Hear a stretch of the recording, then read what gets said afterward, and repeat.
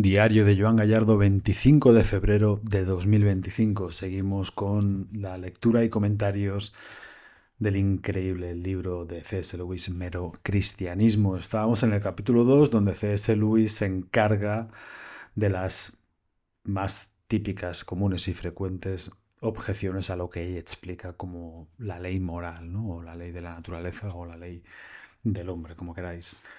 Si escucháis el episodio de ayer os situaréis mejor con respecto al de hoy. Dice así en el párrafo que os voy a comentar. Otras personas me han escrito diciendo: ¿no es lo que usted llama la ley moral simplemente una convención social, algo que nos ha sido inculcado por educación? A mí esta réplica o esta objeción también me la han puesto un millón de veces. Y creo que no es demasiado complicado de resolver, pero C.S. Lewis lo hace de una forma, para mí, completa y perfecta. Dice así C.S. Lewis en respuesta a esta objeción. Creo que en este punto hay un malentendido. La gente que hace esa pregunta suele dar por sentado que si hemos aprendido una cosa de nuestros padres o maestros, tal cosa debe ser sencillamente una convención humana. Pero naturalmente no es así. Todos hemos aprendido las tablas de multiplicar en el colegio. Un niño que hubiera crecido solo en una isla desierta no las sabría. Pero ciertamente no se sigue de esto que las tablas de multiplicar sean solo una convención humana, algo que los seres humanos han inventado para sí mismos y podrían haber hecho diferentes si lo hubieran querido. Estoy completamente de acuerdo en que aprendemos las reglas del comportamiento decente de los padres y maestros, los amigos y los libros, del mismo modo que aprendemos todo lo demás. Pero algunas de las cosas que aprendemos son meras convenciones que podrían haber sido diferentes. Por ejemplo, aprendemos a mantenernos en el lado derecho de la carretera, pero igualmente la regla podía haber sido que nos mantuviésemos en el lado izquierdo. Y otras de ellas, de estas cosas, como las matemáticas, son verdades auténticas. La cuestión es a qué clase pertenece la ley de la naturaleza humana. Hay dos razones para decir que pertenece a la misma clase que las matemáticas. La primera es, como dije en el primer capítulo, que aunque hay diferencias entre las ideas morales de una época o país y las de otro, las diferencias no son realmente muy grandes. No tan grandes como la mayoría de la gente se imagina. Y puede reconocerse la misma ley presente en todas, mientras que las meras convenciones como las normas de la carretera o la clase de ropa que viste la gente pueden variar hasta cierto punto. La otra razón es esta. Cuando pensáis en estas diferencias entre la moral de un pueblo y la del otro, ¿pensáis que la moral de un pueblo es mejor que la del otro? ¿Algunos de los cambios han sido mejoras?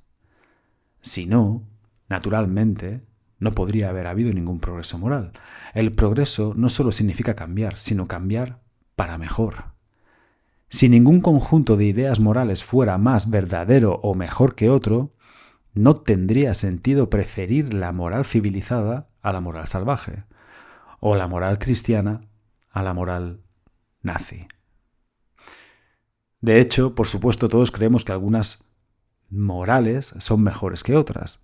Creemos que algunas de las personas que intentaron cambiar las ideas morales de su época eran lo que llamamos reformadores o pioneros, personas que comprendían la moralidad mejor que sus vecinos. Pues bien, en el momento en que decís que un conjunto de ideas morales puede ser mejor que otro, estáis de hecho midiendo a ambos por una norma. Estáis diciendo que uno de ellos se ajusta más a esa norma que el otro. Pero la norma que mide dos cosas es diferente de esas dos cosas. Estáis de hecho comparando a ambos con una moral auténtica, admitiendo que existe algo como el auténtico bien, independientemente de lo que piense la gente, y que las ideas de algunas personas se acercan más a ese auténtico bien que otras. O pongámoslo de esta manera. Si vuestras ideas morales pueden ser más verdaderas y las de los nazis menos verdaderas, debe de haber algo, alguna moral auténtica, que haga que las primeras sean verdad.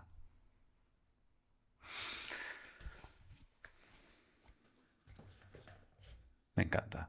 C.S. Lewis es una cosa muy, muy espectacular. Es muy difícil darle la vuelta a esta explicación, porque si se la intentamos dar nos metemos en terrenos bastante pantanosos, ¿no?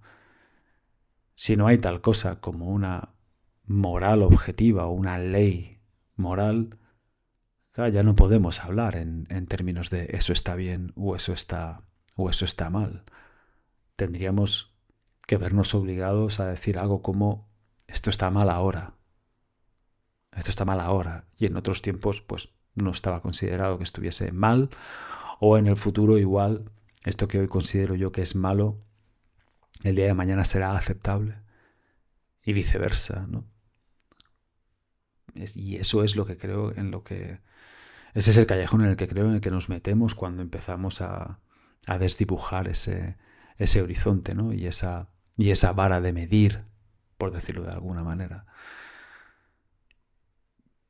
Pero nadie piensa así en su vida real. Nadie piensa así en su día a día. Da en el clavo, aunque sea un ejemplo muy bestia, ¿no? Bastante agresivo, pero es que está cargado de razón y está elegido de esta forma, el ejemplo de los nazis, ¿no? Cuando dice no tendría sentido preferir la moral civilizada a la moral salvaje o la moral cristiana a la moral nazi. Pero lo hace para tocar conciencias, ¿no? Para que realmente tengamos claro qué queremos decir con lo que sostenemos.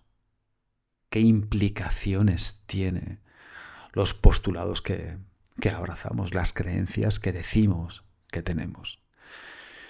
Pero yo tengo una cosa muy clara.